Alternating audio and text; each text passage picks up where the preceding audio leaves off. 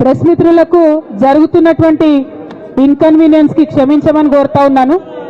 అట్లానే ఇక్కడ ఇవాళ ఇంత పెద్ద ఎత్తున హాజరైనటువంటి జాగృతి కార్యకర్తలకు నాయకులకు అందరికీ కూడా హృదయపూర్వకంగా నా నమస్కారాలు తెలియజేస్తా ఉన్నాను.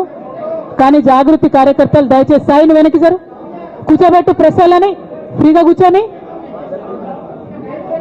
వెనక్కి జరు బిడ్డ. అజయ్ సీనా ఒక్క అడుగు వెనక్కేనా ప్లీజ్, కొద్ది వాళ్ళు ఫ్రీగా నిలబడండి.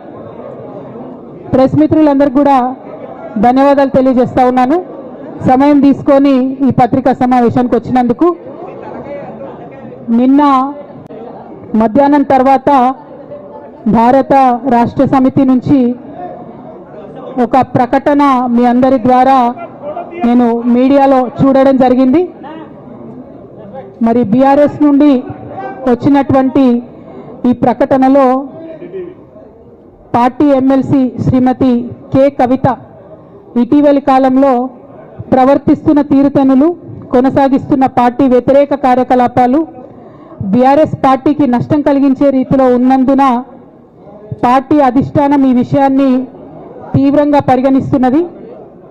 పార్టీ అధ్యక్షులు శ్రీ కె చంద్రశేఖరరావు గారు శ్రీమతి కె కవితను తక్షణం పార్టీ నుండి సస్పెండ్ చేస్తూ నిర్ణయం తీసుకున్నారని చెప్పి మరి నాకు ఒక ప్రకటన నిన్న టీవీల ద్వారా అందుకోవడం జరిగింది. మరి నేను పార్టీ నుండి వచ్చినటువంటి లేఖలో ప్రత్యేకంగా 2 అంశాల మీద మాట్లాడదలుచుకున్నాను.